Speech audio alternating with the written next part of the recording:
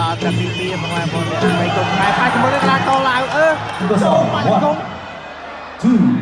ចូលម្ដាយហ្នឹងម៉ាច់គុំពីរជង្គង់តែស្មីគុំខ្មែរប៉ាកីឡាករឡាវទឹកមួយខ្មែរបងប្អូនចាក់កាច់ចូលឲ្យអាមិចអាម៉ាទេកីឡាករឡាវនេះកំពុងកបោប៉ុនគ្នាតែស្មីគុំខ្មែរប៉ាជួយទៅហើយមកដៃមកដៃឆក់មកដៃទៅលើវិញអត់ត្រូវទេញ៉ាំដើរចូលកីឡាករឡាវនេះមកជើងពីតែស្មីចាច់ចូលពីបាទ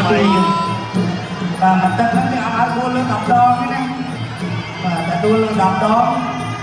បាទហាត់ថែមបាទមកជើងរបស់ភៀវមកហើយអូសួនដាក់មួយជង្គង់របស់អ្នកស្មីចង់ងាយបាត់ហើយលើកពីបានមិនមិនរួចតែលើកទី3ហើយតែលើកទី4តើទៅបាទ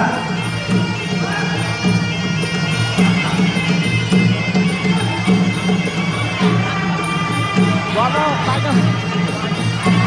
ដើរទៀតចាក់ទី1ចាក់ពីមកហើយអាមកដៃនេះអីមិនទៅគាត់មួយ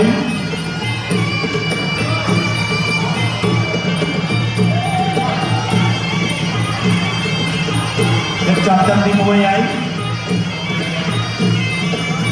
បោះជើងមកទៅដល់យកយ៉ាងកណ្ដាលលោកយួនចាំទឹកទី1ចូលដល់ទឹកទី2បងប្អូនអ្នកបីគុំខ្មែរប៉ាជាមួយនឹងកីឡាករឡាវចូលបាច់គុំទៅបាត់ហើយបាច់គុំនេះវ៉ាបលមានវិជាប្រៃប្រៃហ៎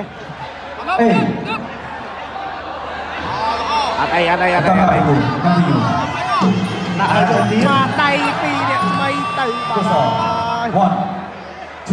ត់អីទៀតអូយស៊ូមែនទេឡាវស៊ូមិនបានហើយចូលម្ដាយហ្នឹងម៉ាច់គុំពីរជង្គង់កន្លែងហ្នឹងបាយលើកយូរលោកអាញាកណ្ដាលខាងដូ